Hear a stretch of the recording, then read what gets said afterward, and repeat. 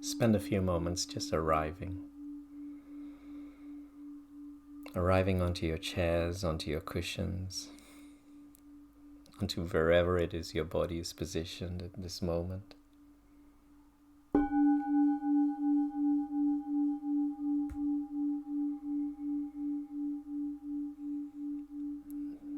Noticing even the posture that your body has adopted.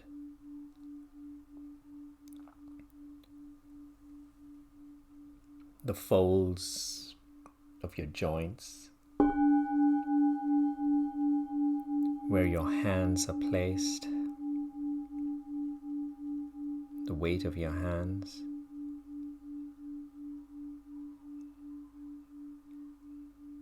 Even the weight of your body, which is indicated by the force at which the surface underneath you pushes upwards. That force is an indicator of the weight which you're carrying. And we're just here to bring our bodies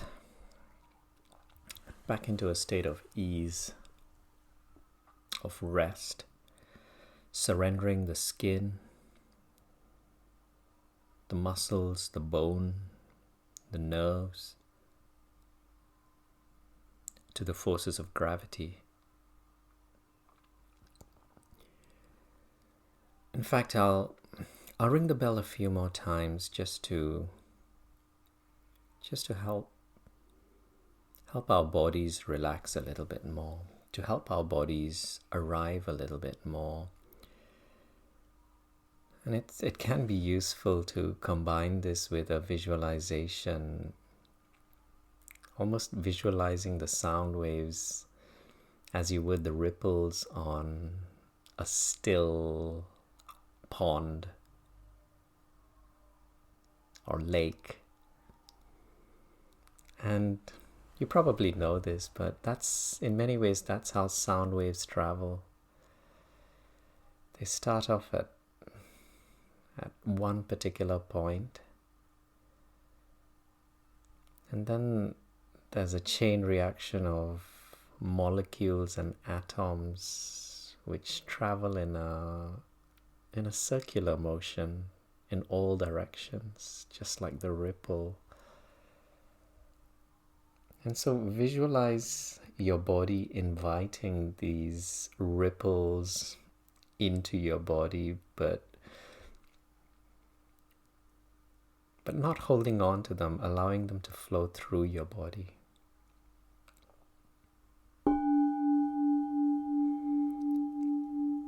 Almost as though each ringing of the bell helps your body to dissolve a little bit more.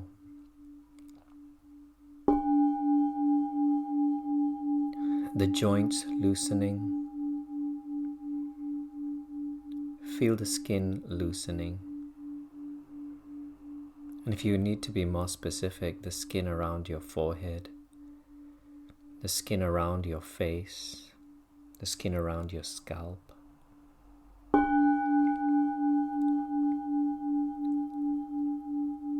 Skin around the chest and the back and the stomach and the lower back.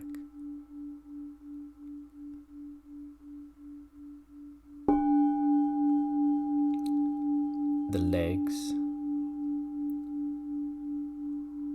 And within the skin, the muscles, the bones, and you might notice the joints a little bit more, the knees, the elbows, the fingers.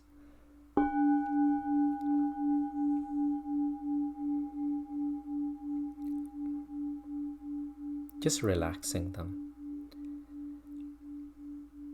And if your mind needs to make sense of this, it's also about releasing the body's back to the immune system, the body's own intelligence, which which as we enter into this practice, we allow to arise. Because what often happens is that when we feel stressed, when we feel we need to act, when we feel we need to move, when we feel we have things to do, when we have regrets, when we have worries, all of these translate into the body as emotion. And that's why you sometimes feel agitated, nervous, anxiety, upset. That's how the body translates what the mind is thinking about. And right now you could even visualize yourself with every bell stepping outside of your body, so that your body, in a way, you're just leaving your body to balance itself without the need for any effort at all.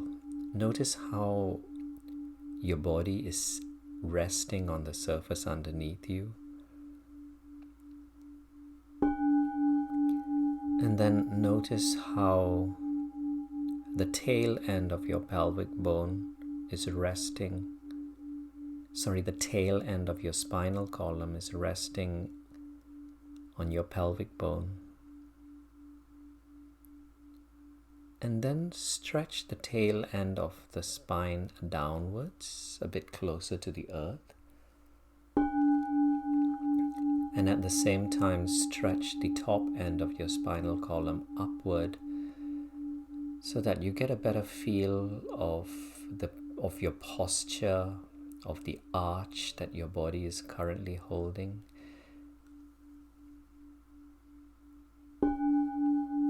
Notice the way in which your shoulders balance themselves. Notice how your neck balances your head. And notice how very little effort is required to sustain this posture, as gravity becomes your friend. And then climbing out of your body so that there is as little interference with the body's own natural process of balancing, of repairing, of igniting that immune system, which is constantly bringing our body back into balance, irrespective of the food that we consume, irrespective of the stress that we put our bodies through.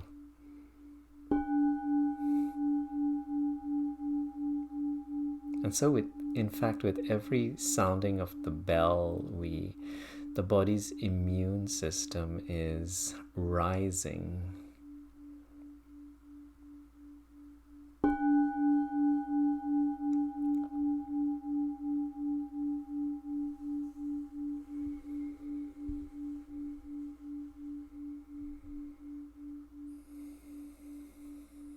And as always, we begin the practice by simply reminding ourselves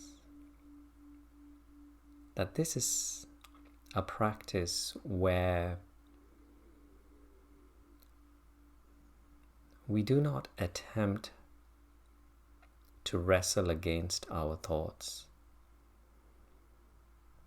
And this might be a good time to simply notice where your mind is. The mind which is made up of many different thoughts.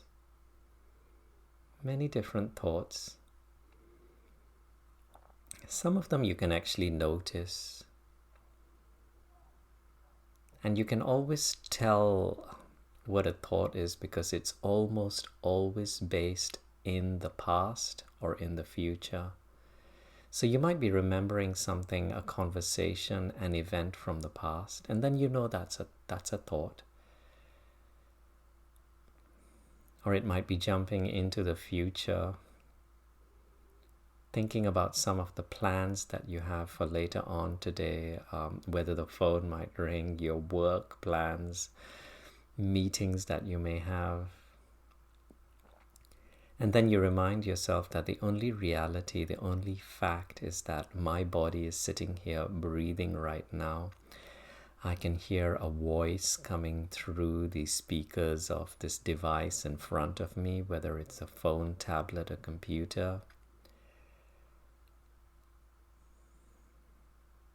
What other aspects of this present moment can I notice?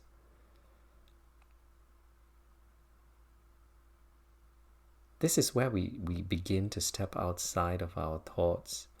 We begin to ignite our senses simply as doorways into the present moment. Because yes, we inhabit this body. We inhabit this body right now at this moment.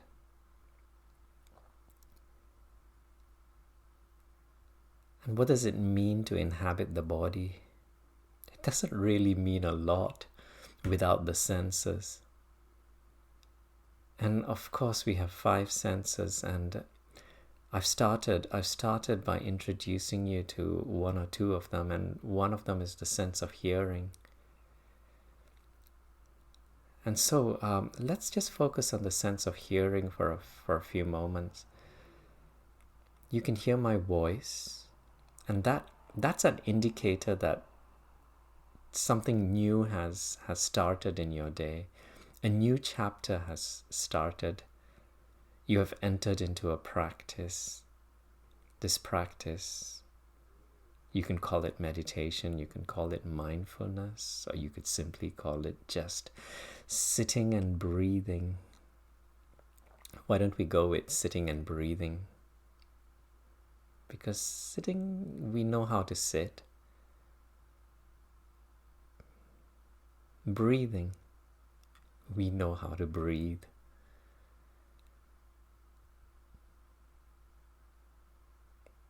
But the only difference is, sitting and breathing, it happens all the time, throughout the day. But right now, the only difference is the heightened sense of awareness that we are sitting, that you have adopted this posture, and the heightened awareness that we are breathing, that there is air entering and leaving our bodies through our noses, our nostrils. There are some other indicators that we are breathing. There is the chest. And the chest, you can feel it from both from within and from outside. You can feel the rising and the falling of the chest wall. And you'll notice that when the chest rises, as you breathe in, as you inhale, the skin might brush against the fabric of your clothing, and then it falls, and you can also sense the rising and falling of the chest wall from the inside. The lungs filling up with air, pushing the rib cage outward, and then gently falling.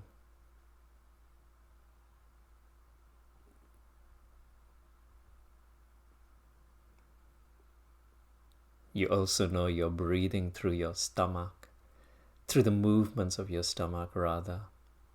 Feel the rising and the falling of the stomach wall. And when I say feel, I'm referring more specifically to the sensations of the way in which the skin stretches as the stomach wall rises, the way in which the muscles may contract and the balloon falls as we exhale.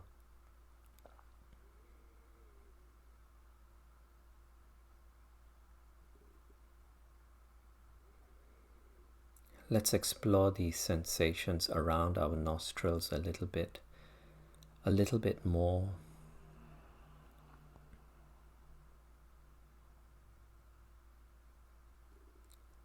Your mind might want to know, because all of us here, we have entered into practices such as this before. And so by this time, for some of us, the mind would be extremely bored with a practice such as this. It might be saying things like, not again, or I've done this before, I have memories of what it's like to be breathing.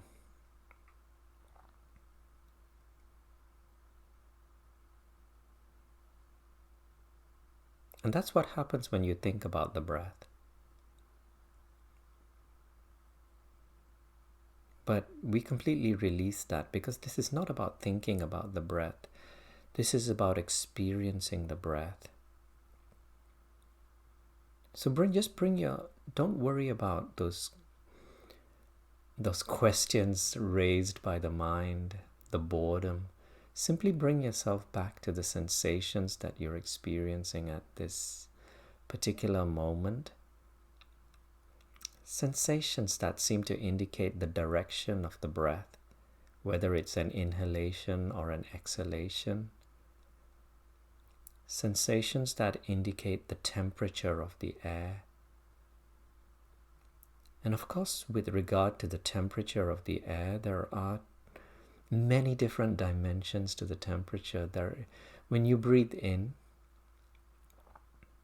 you get a sense of the temperature of the air that surrounds us, the temperature of the air in the room which we find ourselves in. And then when you exhale, you get a sense of the temperature within your body.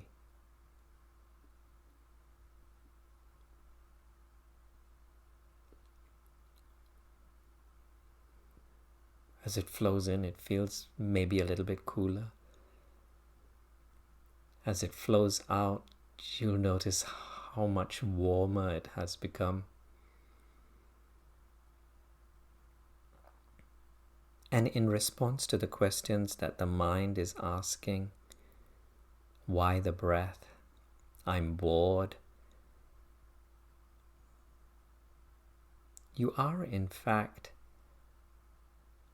exploring these sensations, and through this exploration, inviting your mind to join you in this present moment, inviting the mind to align itself with the body at this moment, align with the skin within the nasal passage.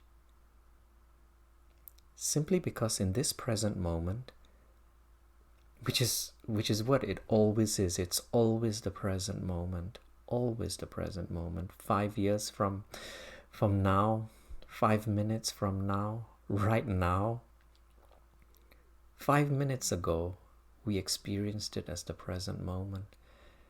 And even that experience 5 years ago, it was only experienced as the present moment.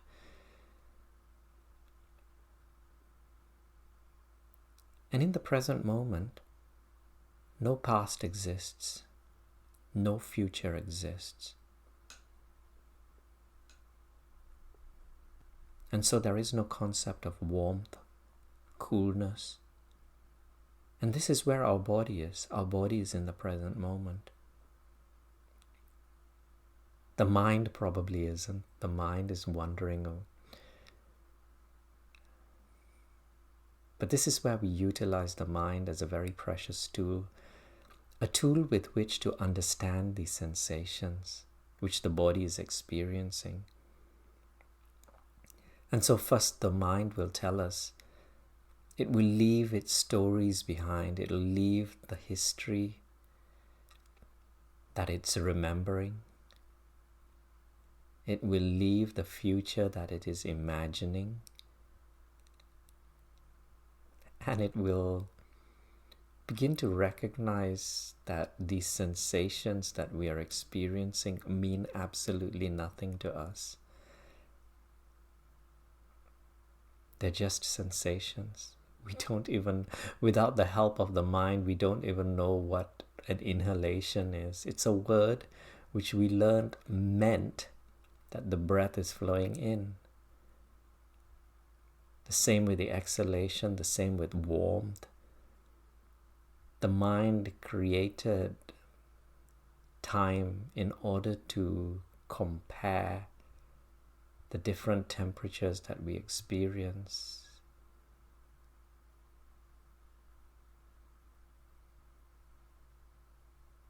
The different experiences that we go through.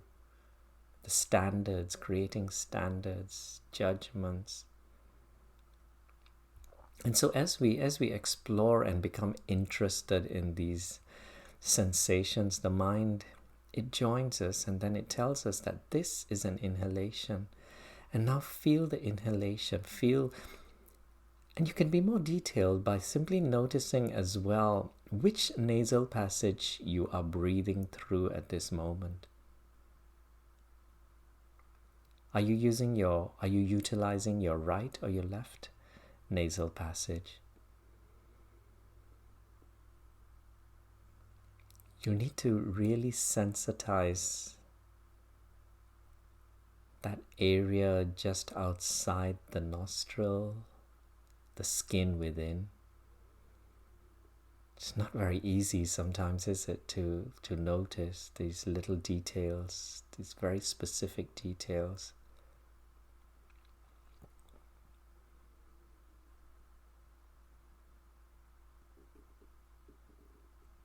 And in addition to the temperature, feel the distinction in humidity levels between the in-breath and the out-breath.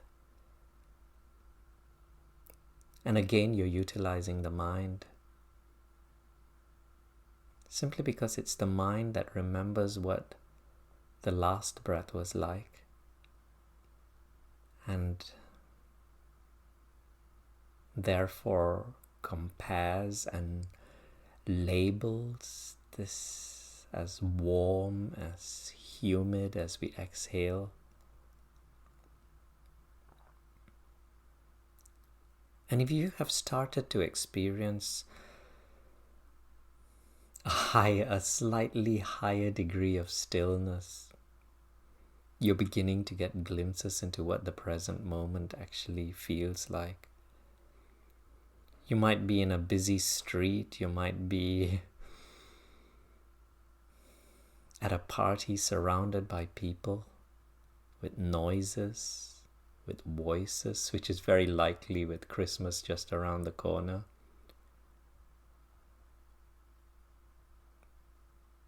But you will have the ability to return back into this space of silence and stillness through your breath, through your skin. And if your eyes were open, through your sense of sight. Grounding, centering.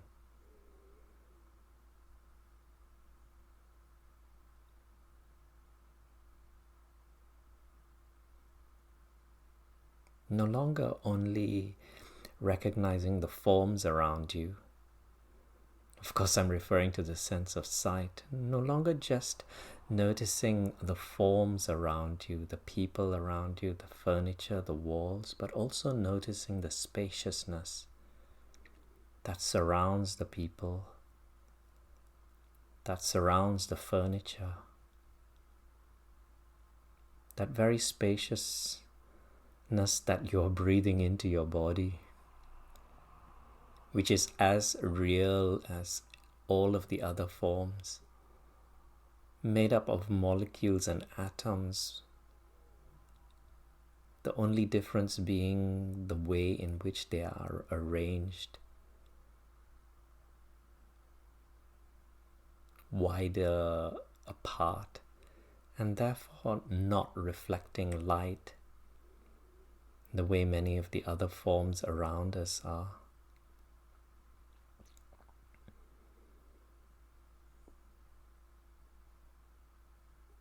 And the sounds. What sounds can you hear right now? Because we are all in different parts of the world, we will all be having very different experiences with regard to not only temperature but sound.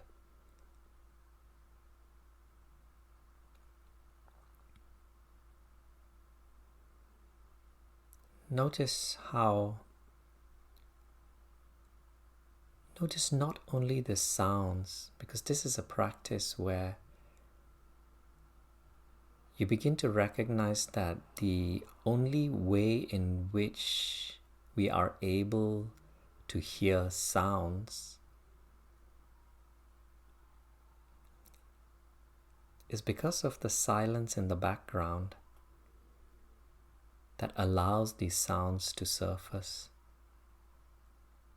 And so we begin to notice not only the sounds in the foreground, but the silence in the background. And that silence in the background, it's not always in the background. Can you notice? Every time there is a gap,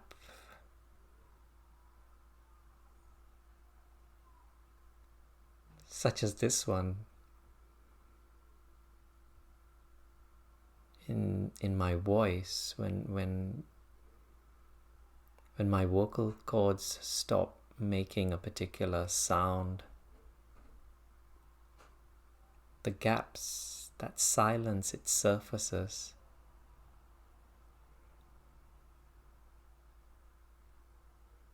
And in this present moment, judgment fades away.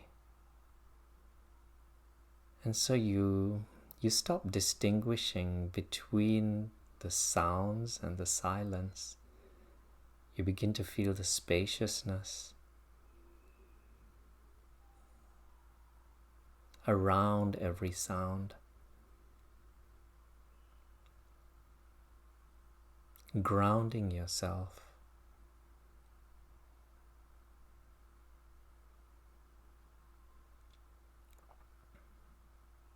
With regard to the sounds,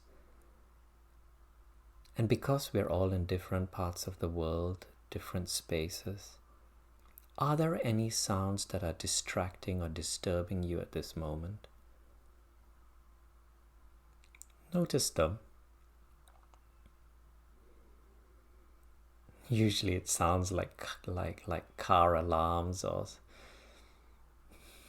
maybe somebody speaking outside your window in a very loud voice, phone ringings, cars, roadworks.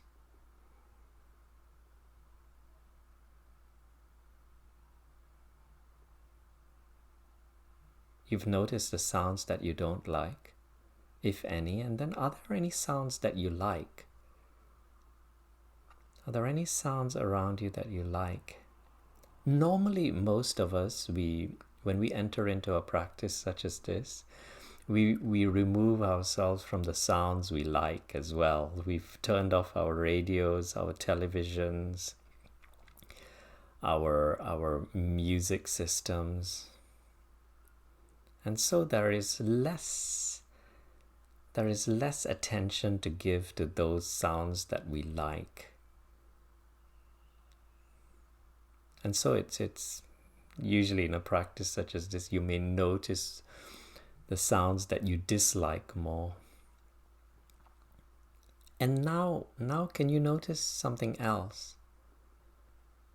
Sounds that you wouldn't otherwise notice. Those sounds that some of my teachers refer to as the neutral sounds, that you neither like nor dislike.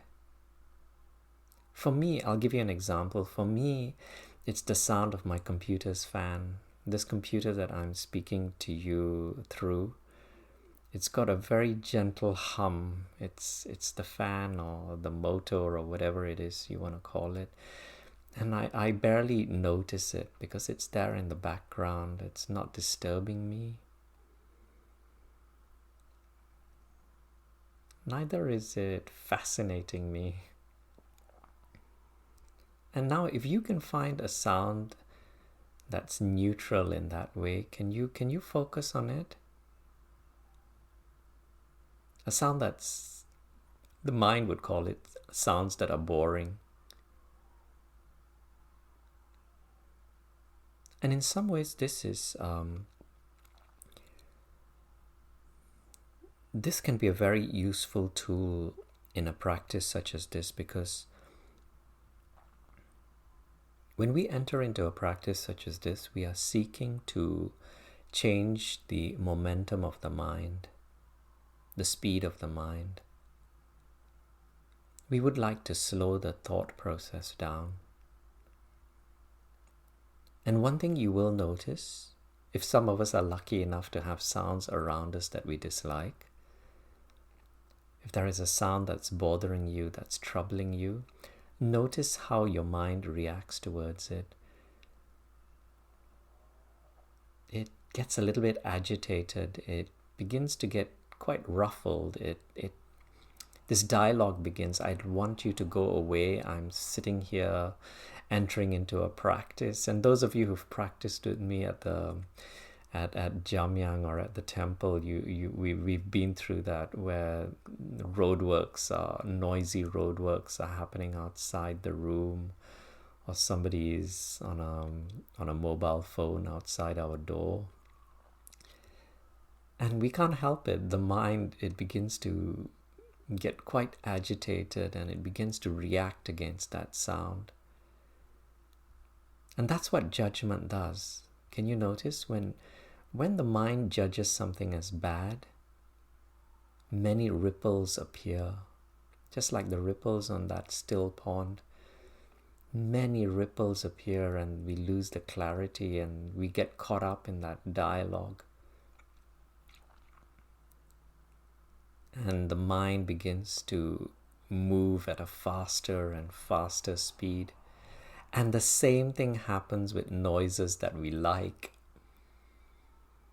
And you notice this when you're watching a movie or something quite exciting, or listening to an audiobook or one of your YouTube videos.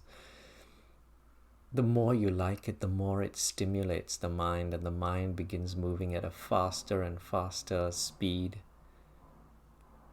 Those interesting conversations, those when you listen to the news,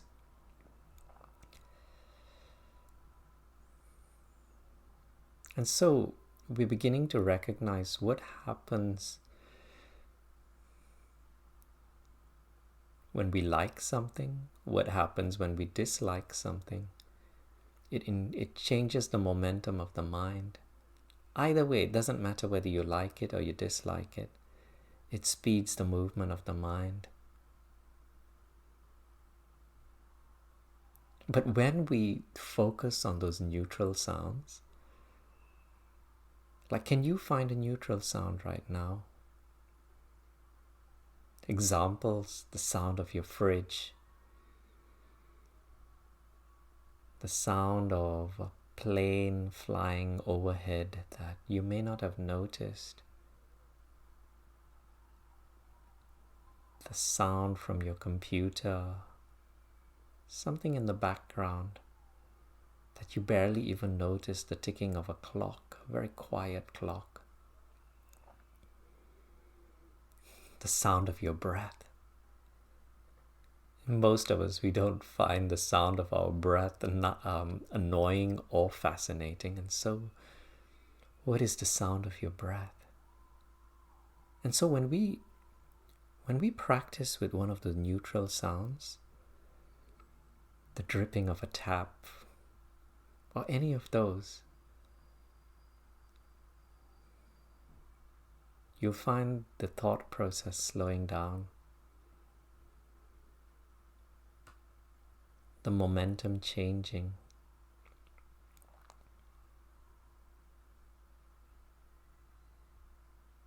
And for some of us, we are very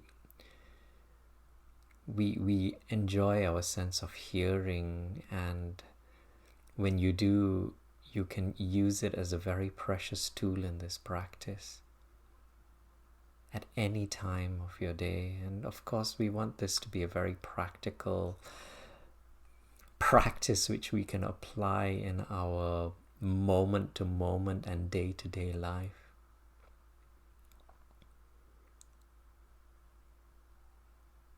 Notice all of the sounds around you, and sometimes just using a different word to describe these sounds. I think it was John Kabat-Zinn who often calls it a symphony of sounds.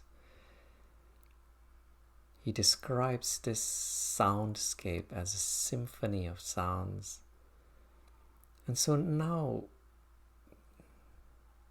see if you can describe the sounds that surround you as a symphony. And in a symphony there is harmony. Every instrument is, well, usually it's playing the notes that it is supposed to. And so you give permission to the sounds that you don't like to exist.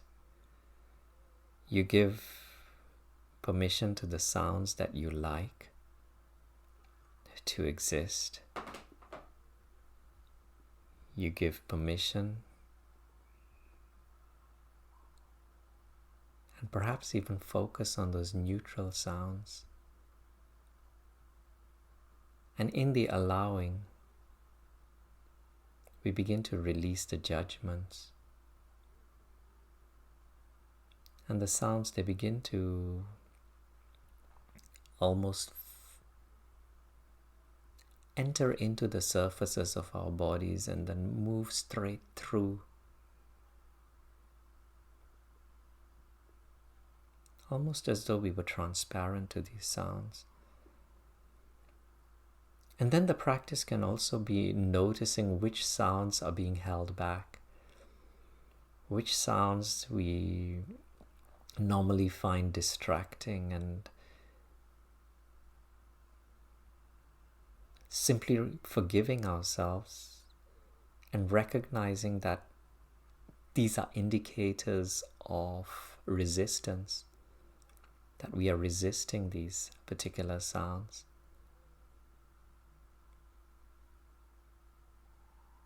And if you wanted to move one step deeper,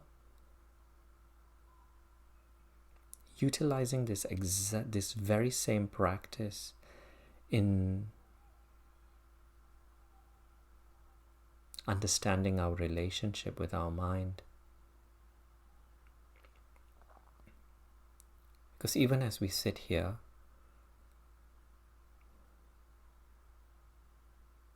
we're having different experiences through our senses. Of course, there are the sounds. And within your body, there may be little bits of your body which may be less comfortable, that may be a little bit stiff, a little bit, you may be experiencing discomfort.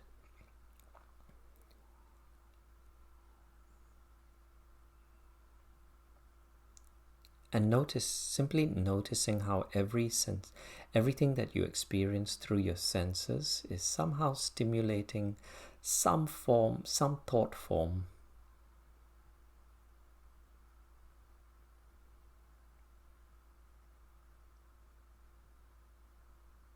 It's very useful being in this meditation room right now, this virtual meditation room, because we have to a degree controlled many of the variables around us. There are no conversations, there's no dialogue, there's no television, there's no radio. But there are still things that we can't control, as we've started to notice. Maybe even your stomach, you might be feeling a little bit hungry or thirsty, and that stimulates thoughts. Should I get up? Should I get up and switch off the camera and go and have a drink or have a bite and come back? So notice every sensation is creating a thought. And this is what we're here to observe. And once this practice is over, there will be conversations, there'll be phone calls, there'll be work, there'll be activity, there might be shopping, there'll be food. And each one of these experiences through the senses will somehow stimulate and cause thought to arise. Some of the thoughts we will like, just like the sounds. And some of the thoughts we may not like. They may feel uncomfortable. They may make us sad or angry or frustrated.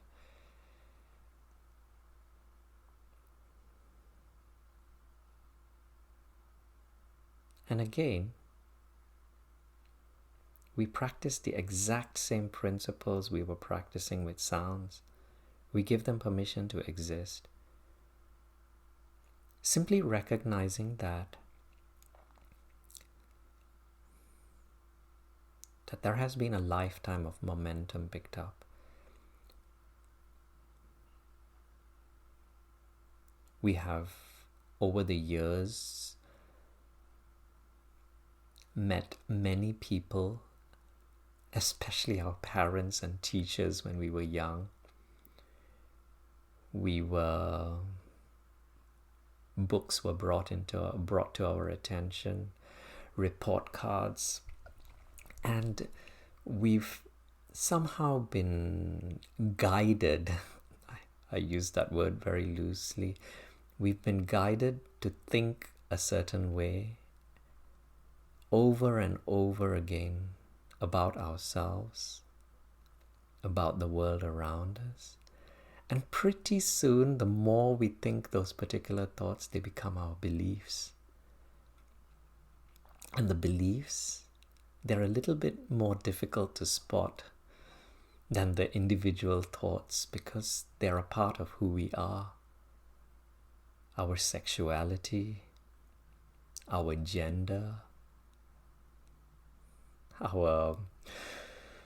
whether you believe yourself to be a success or a failure, a kind person or a mean person, these are just beliefs that we have repeatedly thought.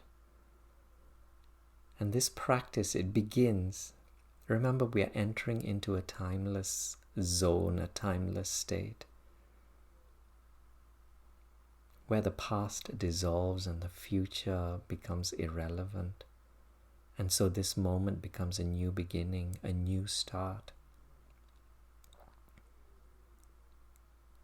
And this practice begins, this moment begins by simply allowing these thoughts to exist, allowing these beliefs to exist.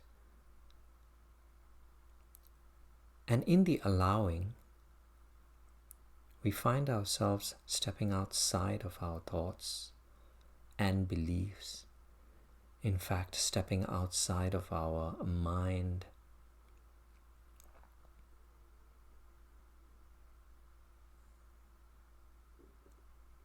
And if you need a metaphor, if you find that concept difficult to grasp, it's a little bit like initially existing inside of a cloud,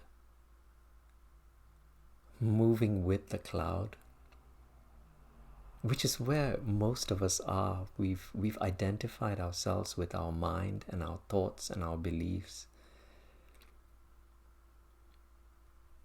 And sometimes it can get very confusing, attempting to decide which beliefs are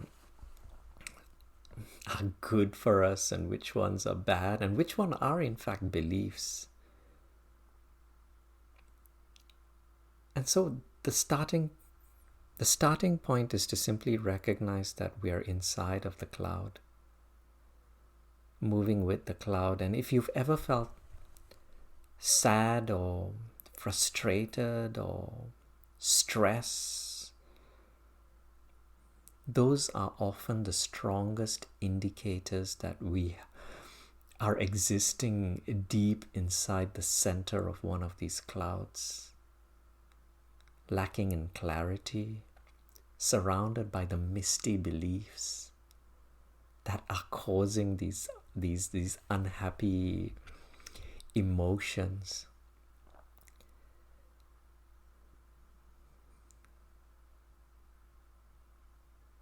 These clouds that don't seem to leave. Occasionally they do, but we move with them.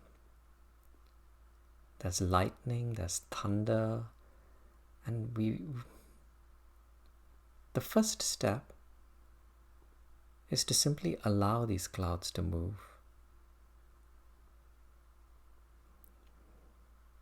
But finding stillness so that we may stop moving with the clouds. And that's where we ground ourselves into the present moment. And so you bring yourself back to your breath. You bring yourself back to this cushion or this chair that you're seated in. You feel yourself grounding onto this exact spot that you find yourself in. And then you give permission for the thoughts to exist. You give permission to the thoughts and allow them to continue moving while you remain still. You sit, you breathe, in the knowing, in the knowledge that you are not the cloud.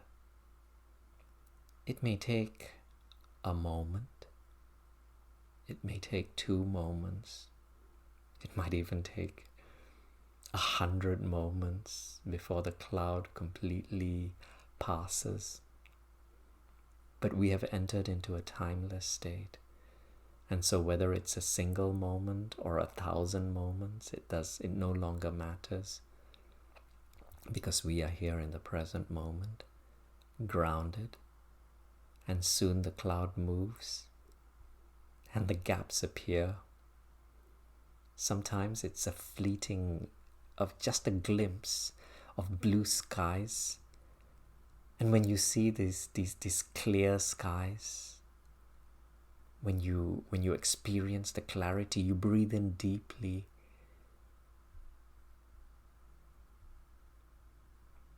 You allow this gap to be experienced in its entirety so that it leaves an imprint within you until the next cloud arrives, and the next, and a gap. And that's why we call this a practice, because we are practicing remaining still. We are practicing being in this present moment. And soon, it no longer matters that the gaps between the clouds are so narrow and so fleeting. Because in the practice, you begin to notice that the gaps are not only in between the clouds, but they are underneath the clouds.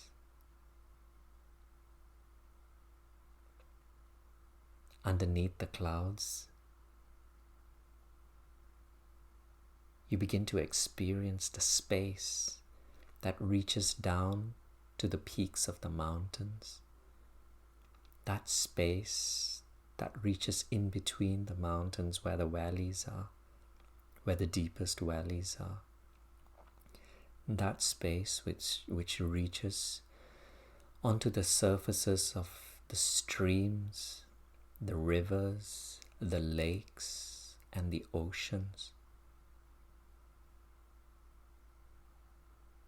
And as the gaps continue to appear in between the clouds, you begin to notice the space above the clouds. And your identification through this practice gently shifts from that of being identified with the clouds to this space around the clouds. The clouds are still there, but the identification has shifted. There is clarity. Now you have the ability to notice the shape of the cloud, whether it's a storm cloud or one of those white fluffy clouds that look like a cartoon character that make you smile. You notice the judgments. You notice the likes and the dislikes, but you now have the ability to simply label them. No longer getting too caught up in the judgments which somehow seem to suck you back into the clouds, where the dialogue and the chatter begins.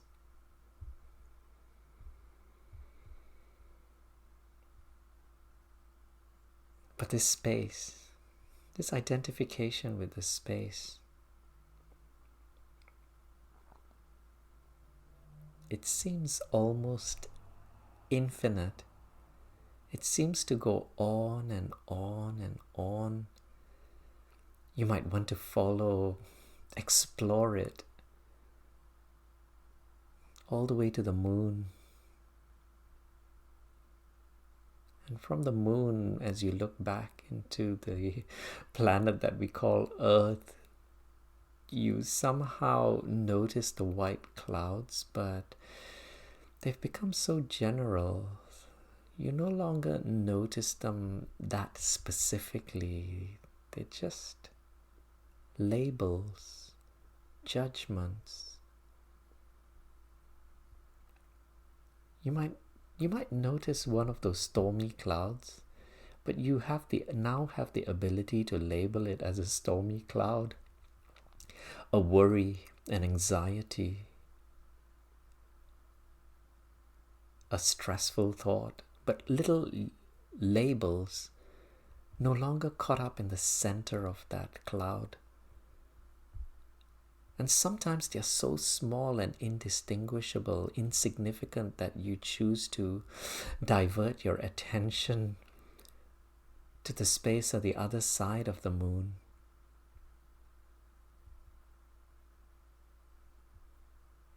Where you see the sun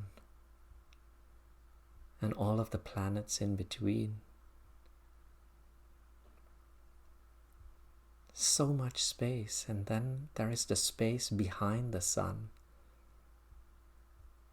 And behind the sun there are trillions more stars, trillions and trillions. Where does it end? And those thoughts, they become less and less significant.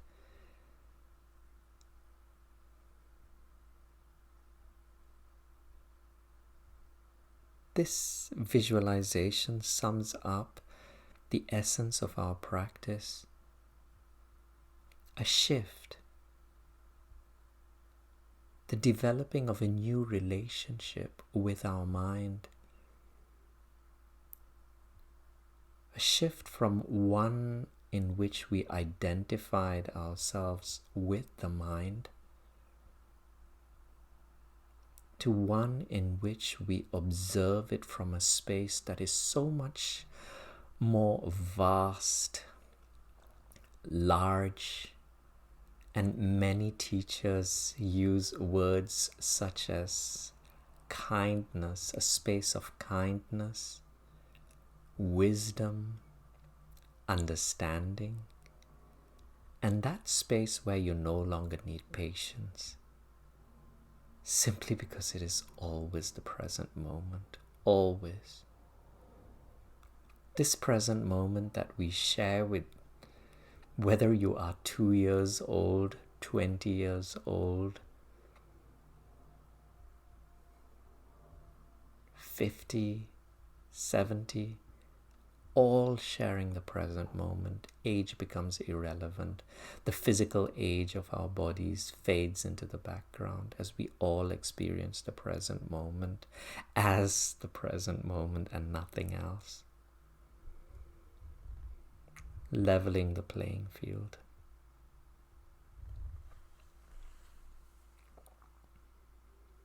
I will ring the final bell in today's practice, which will only mean the beginning of the true practice, where we will bring this spaciousness into the worlds that we, each and every one of us, live in, completely acknowledging that there will be things that we see, hear, taste, feel and touch that will stimulate thought. Things that we like, things that we dislike. But using each and every one of these experiences as opportunities to shift our identification into the space around those sounds, forms, experiences, and simply be.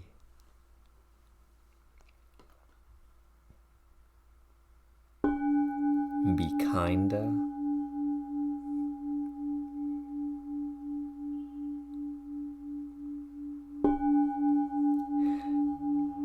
Feel ease. As I utter these words, see if you can experience them. See what they mean to you. What does ease mean to you?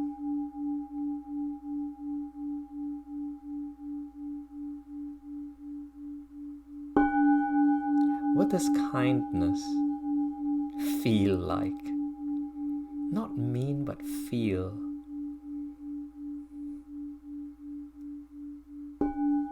What does fun feel like?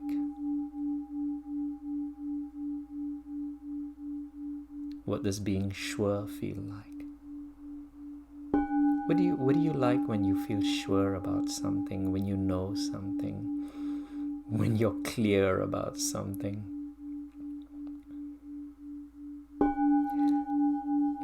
What does vitality feel like? What does it mean to you? Vitality, exhilaration, being happy. What does being happy mean to you at this moment? Not any other moment, but at this moment. Notice how all that you are doing, all that I am doing is sitting here breathing. And notice how we have the ability, by simply hearing words such as these, to release these experiences. And in many ways, that is another indicator of how this practice points towards a very simple fact that many of these experiences are already here within us. And it's now time for us to allow them to flow out. Letting go of the conditions that we sometimes place on ourselves before we allow ourselves to experience them.